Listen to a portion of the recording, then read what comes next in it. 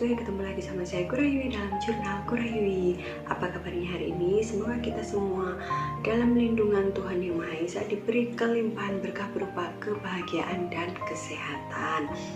Balik lagi sama saya yang akan membahas tentang GERD.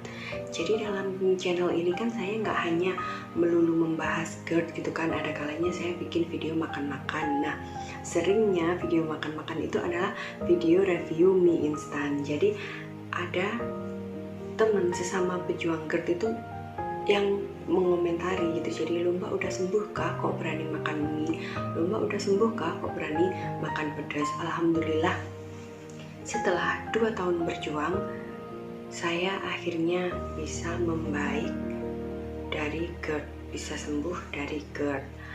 Jadi bisa makan apa aja yang dikepengenin, tapi bukan berarti seenaknya gitu ya. Saya tetap menerapkan pola makan alkalin, tetap menerapkan 3P, pola hidup sehat, pola pikir positif, dan pola makan yang baik.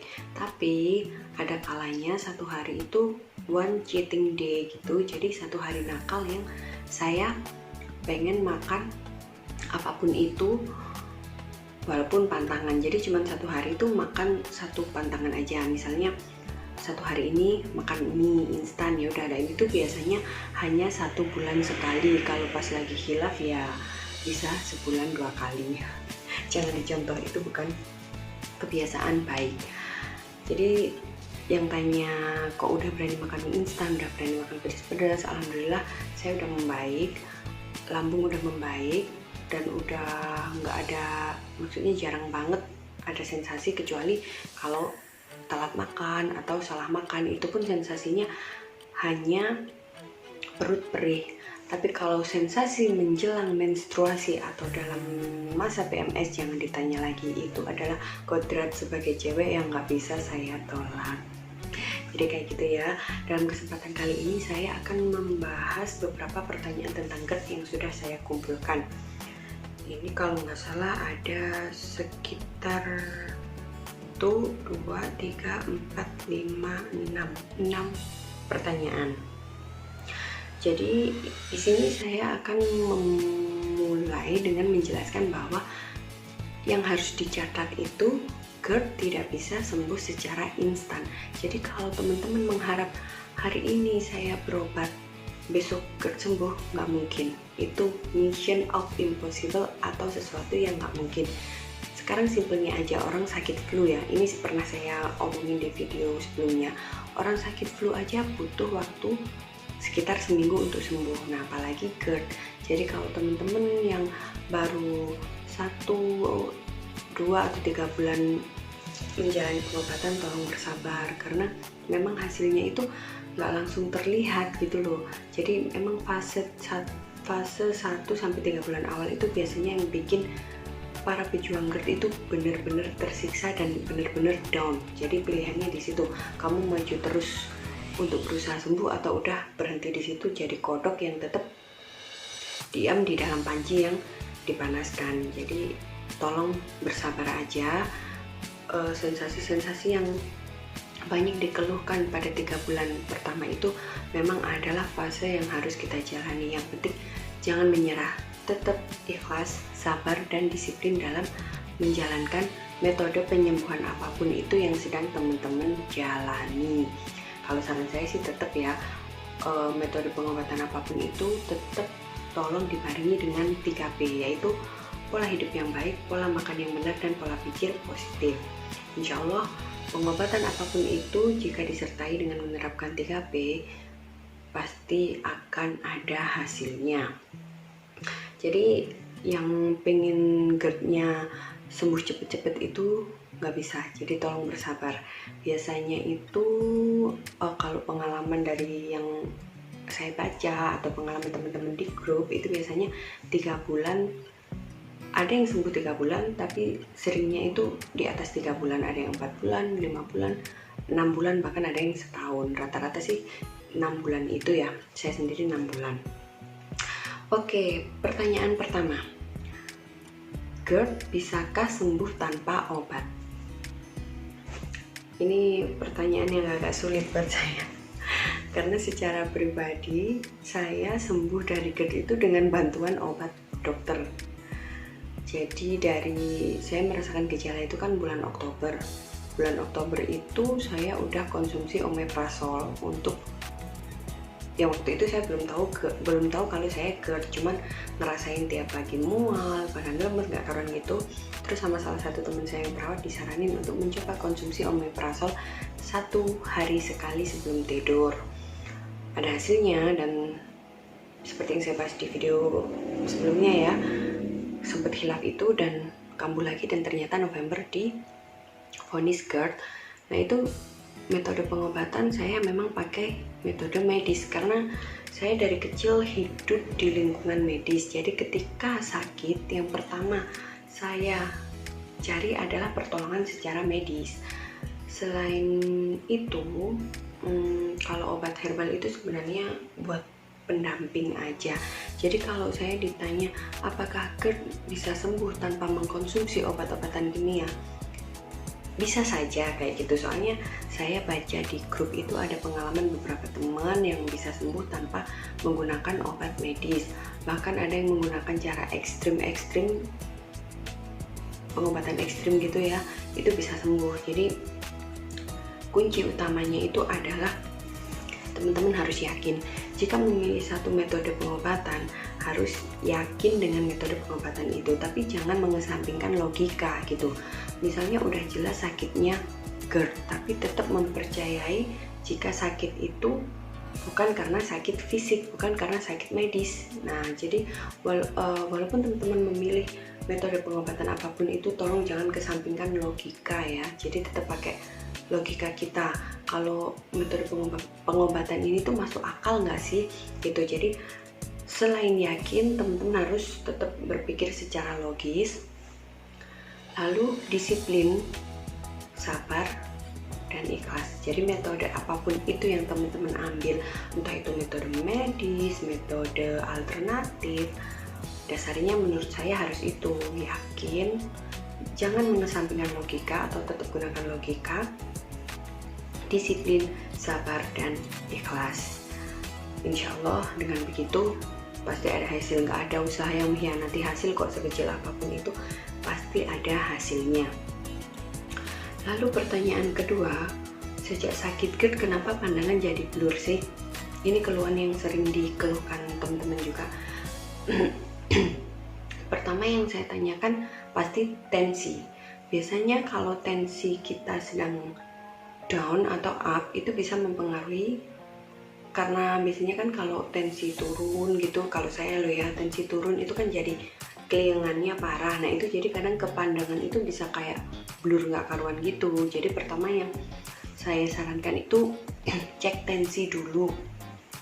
Bisa jadi tensinya rendah atau tinggi hingga mempengaruhi pandangan kita. Lalu yang kedua, udah rajin olahraga belum? Jadi walaupun kita sakit GERD itu kita harus tetap olahraga, walaupun itu cuma jalan kaki. Karena jalan kaki itu maksudnya karena olahraga itu membantu peredaran darah kita tuh tetap lancar, dan sehingga untuk alirannya ke semua organ itu baik, seperti itu. Nah kalau semua udah dicek baik, jalan satu-satunya adalah coba cek mata.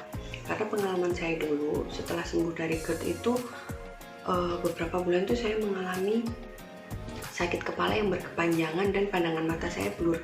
Jadi kalau kayak melihat orang jarak berapa meter tuh mukanya jadi aneh gitu loh, kayak hidungnya itu nggak ada, atau hidung jadi satu sama mulut, terus matanya cuma satu, jadi kayak gitu. Terus kalau mandang tulisan itu juga nggak terlalu jelas gitu. Akhirnya saya kontrol lagi ke dokter. Waktu itu sempat dikasih obat untuk meringankan sakit kepalanya ya. Ternyata setelah diobservasi 1 minggu itu, ya kalau minum obat sakit kepalanya hilang. Kalau reaksi obatnya habis, datang lagi sakit kepalanya. Akhirnya setelah ditanya-tanya, saya dikasih rujukan ke poli mata. Setelah dicek, ternyata ketemu kalau mata saya minus. Jadi saya pakai kacamata ini dari tahun 2017 sampai 2016, ya waktu proses habis sembuh dari GERD itu jadi ketahuan juga kalau mata saya minus. Itu yang menyebabkan kenapa ketika saya sakit GERD itu kok pandangan jadi blur, terus jadi sering pusing berkepanjangan. Jadi kalau teman-teman mengalami keluhan itu juga, tolong dicek tensi, terus olahraganya udah bener belum. Kalau semua itu udah istilahnya nggak ada masalah, coba aja ke dokter konsultasi, siapa tahu masalahnya memang di mata. Nah kalau emang masalahnya di mata, disaranin pakai kacamata, ya tolong pakai kacamata.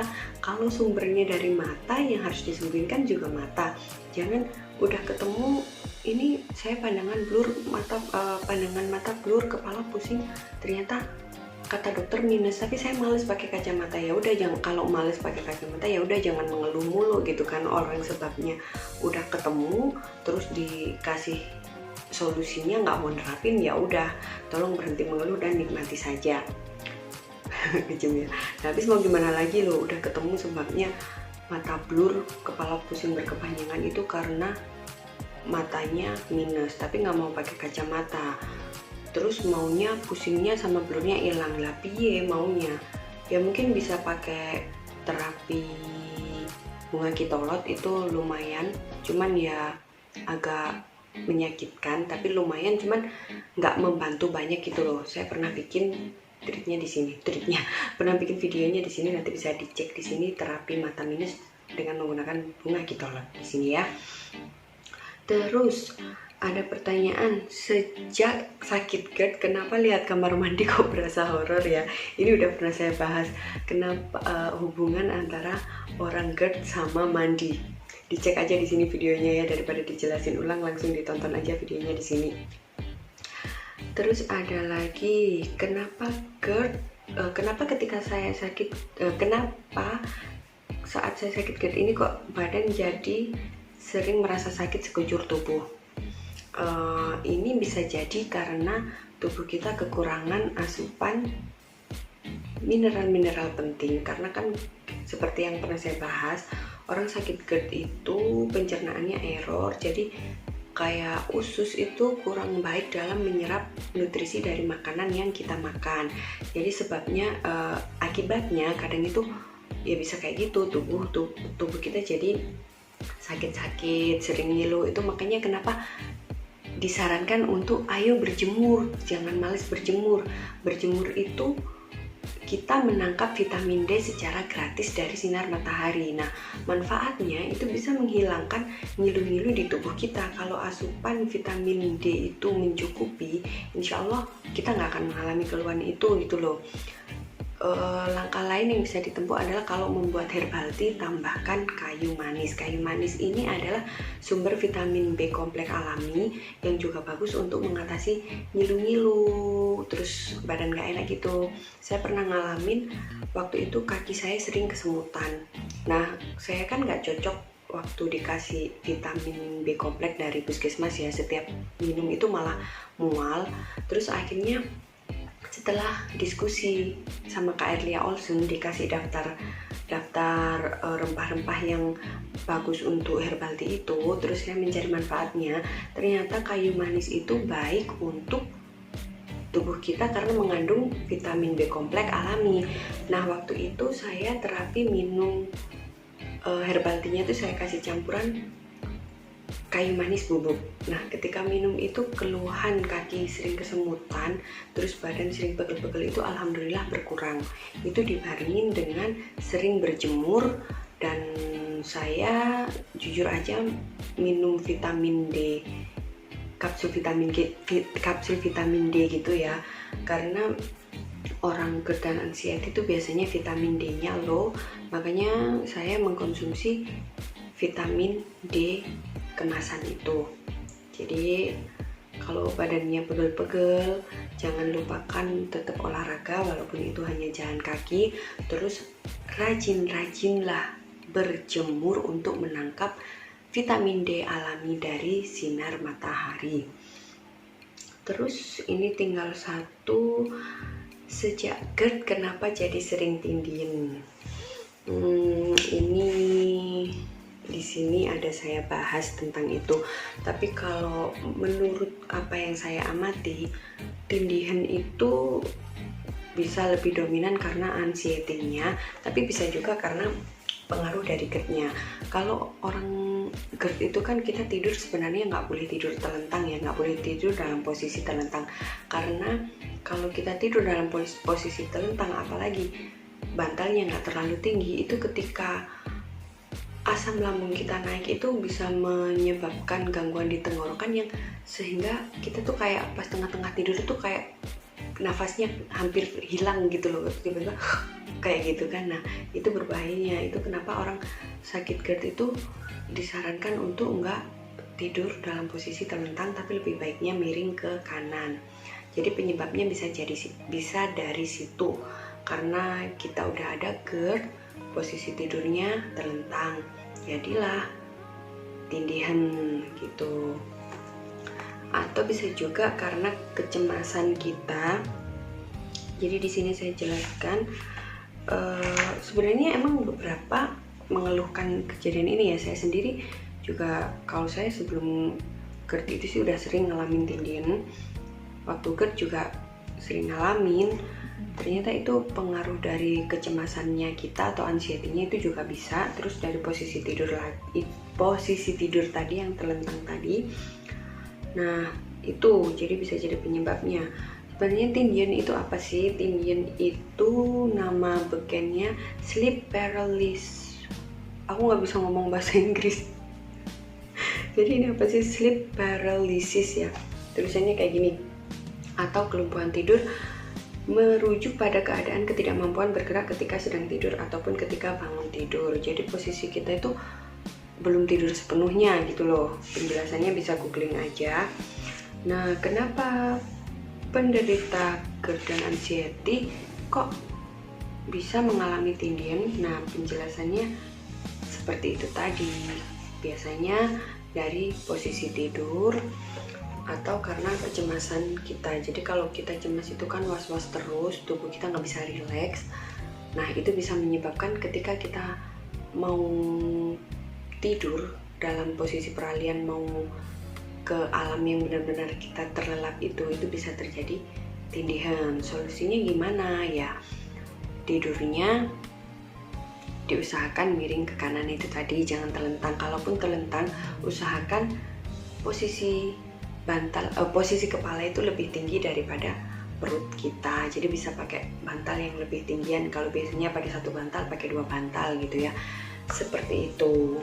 Lalu apa lagi ya pertanyaannya? Sebentar. Oke, udah ya. Jadi udah saya jawab semua pertanyaannya tadi itu, tentang beberapa pertanyaan yang beberapa hari ini sering ditanyakan pada saya. Nah, semoga pembahasannya bermanfaat untuk teman-teman. Yang pasti dalam berjuang untuk sembuh dari GERD ini, jangan mudah putus asa. Tetap yakin, tetap semangat, disiplin, ikhlas, dan sabar. Nggak ada usaha yang nggak membuahkan hasil sekecil apapun itu. Oke, sekian video pembahasan dari saya. Mohon maaf jika ada salah kata. Kalau ada pertanyaan bisa ditulis di kolom komentar, tanya langsung. Nanti kalau saya tahu akan saya jawab. Kalau saya nggak tahu jawabannya, mari kita cari sama-sama jawabannya. Oke, terima kasih buat yang udah nonton. Go Mama Mantor, thank you. Bye bye.